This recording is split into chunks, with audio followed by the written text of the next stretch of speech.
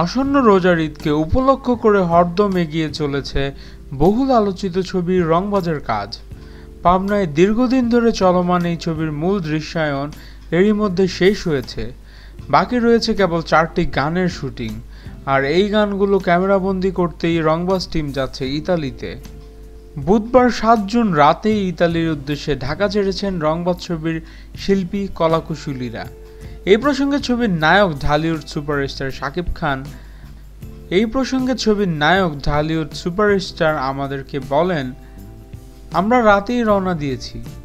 ইতালির বেশ কিছু সুন্দর লোকেশন নির্ধারণ করা হয়েছে শুটিংয়ের জন্য।